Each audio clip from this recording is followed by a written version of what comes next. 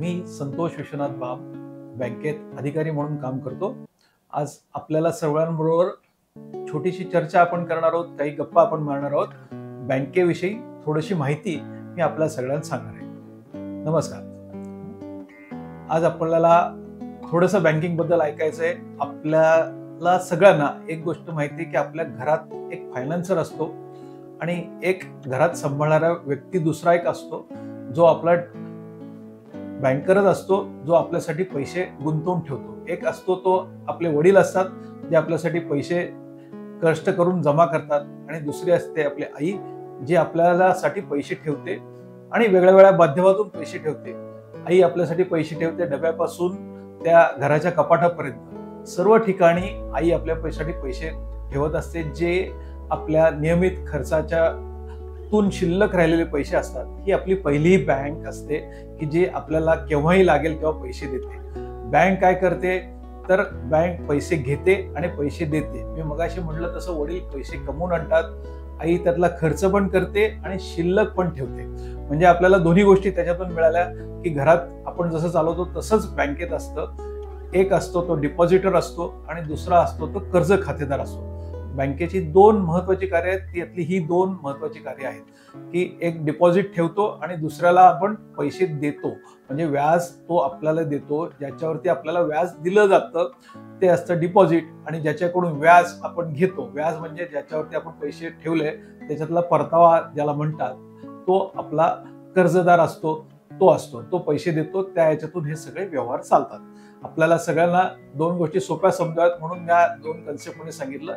बँकेचं महत्वाचं कार्य डिपॉझिट गोळा करणं आणि कर्ज देणं, हे दोन महत्वाची बँकेची घटक आहेत। आपण 10वीची परीक्षा दिल्यानंतर आपल्याकडे थोडीशी स्वप्न असतात।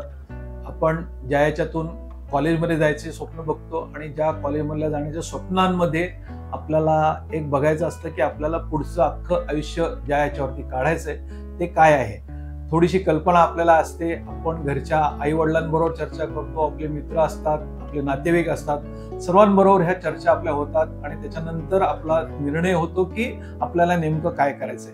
आज आपण थोडंसं नॉर्मल याच्यामध्ये लक्षात घेऊ की नॉर्मल घरामध्ये चर्चा होते की आपल्याला नीट चांगला जॉब असावा, चांगले त्याच्यातून पैसे मिळावेत, चांगलं घर असावं, गाडी असावी, असं सगळं आपले स्वप्न असतात। आणि जे पूर्ण करण्यासाठी म्हणून आपल्याला काय करायचंय तर आपल्याला कष्ट करायचे।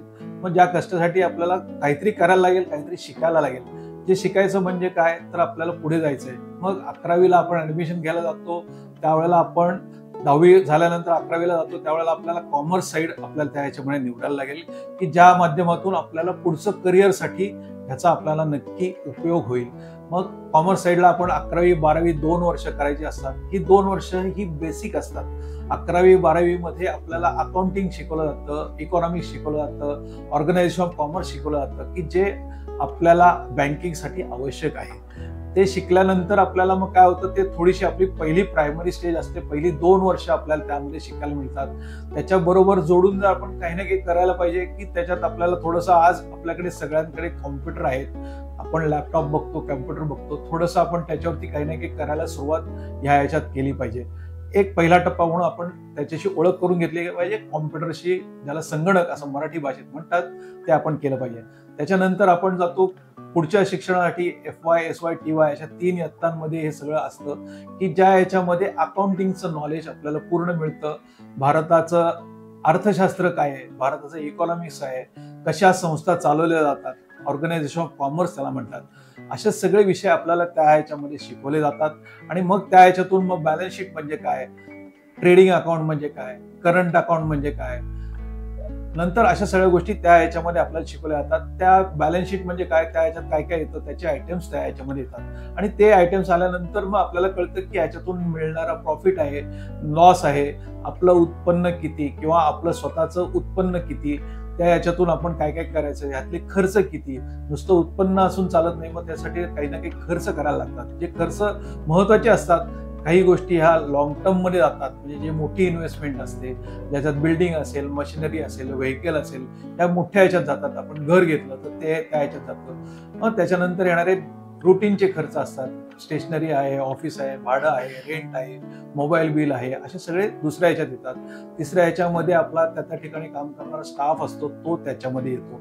अशा सगळ्या गोष्टी असतात. दुसऱ्या बाजूला आपण आणलेलं म्हणजे जे प्रत्येकाचं ओन कॉन्ट्रीब्युशन ज्याला म्हणतात, ज्याला कॅपिटल असं इंग्रजीत म्हणतात, ते कॅपिटल असतं. त्या कॅपिटलच्या माध्यमातून आपण व्यवसाय सुरू करतो. मग त्याला लागणारी मदत असते.